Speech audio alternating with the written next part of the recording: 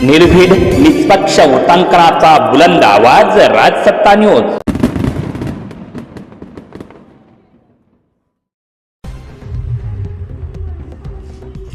जलसंपदा मंत्री आमदार राधाकृष्ण विखे पाटील यांनी घेतलं श्री क्षेत्र निझर्णेश्वर देवस्थानच्या परिसराचा आढावा। मंदिराचा जीर्णोद्धार तसेच परिसरात विकसित होत असलेल्या बिबट सफारी प्रकल्पामुळे श्री क्षेत्र निझर्णेश्वर देवस्थानचा परिसर तालुक्यातील मुख्य पर्यटन केंद्र ठरत आहे, असा विश्वास जलसंपदा मंत्री तथा पालकमंत्री आमदार राधाकृष्ण विखे पाटील यांनी व्यक्त केला आहे। श्री क्षेत्र निझर्णेश्वर मंदिराच्या जीर्णोद्धाराचा शुभारंभ मंत्री नामदार विखे पाटील आणि आमदार अमोल खताळ यांच्या उपस्थितीमध्ये करण्यात आला। यावेळी प्रवरा बँकेचे व्हाईस चेअरमन मच्छिंद्र थेटे, कैलास तांबे, तहसीलदार धीरज मांजरे, पोलीस उपाधीक्षक कुणाल सोनवणे, वन विभागाचे अमरजित पवार यांच्यासह मंदिराच्या विश्वस्त समितीचे पदाधिकारी आणि कार्यकर्ते यावेळी उपस्थित होते। निझर्णेश्वर मंदिराच्या जीर्णोद्धारासाठी निधीची कमतरता भासणार नाही, परंतु लोकांचा सहभाग देखील यामध्ये राहिला पाहिजे अशी अपेक्षा व्यक्त करून मंत्री विखे पाटील म्हणाले की हे देवस्थान आता भाविकांसाठी श्रद्धेचं मुख्य केंद्र बनलंय।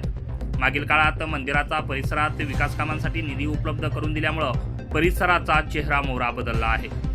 भविष्यात मंदिराचं काम पूर्ण होईल त्यावेळी या तीर्थस्थानाची भव्यता अधिक वाढणार आहे।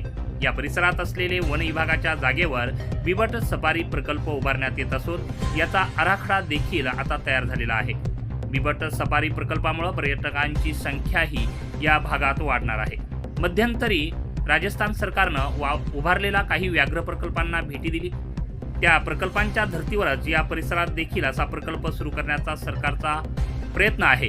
पर्यटन वाढल्यामुळं या भागात रोजगाराच्या ज्या संधी आहेत त्या निर्माण होतील असा विश्वास देखील यावेळी नामदार विखे पाटील यांनी व्यक्त केला।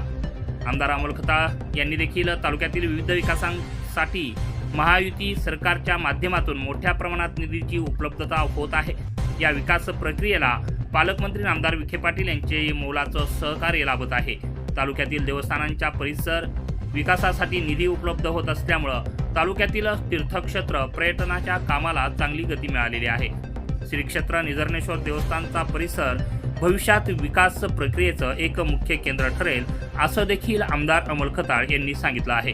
राजसत्ता न्यूज ब्युरो, निझर्णेश्वर, संगमनेर।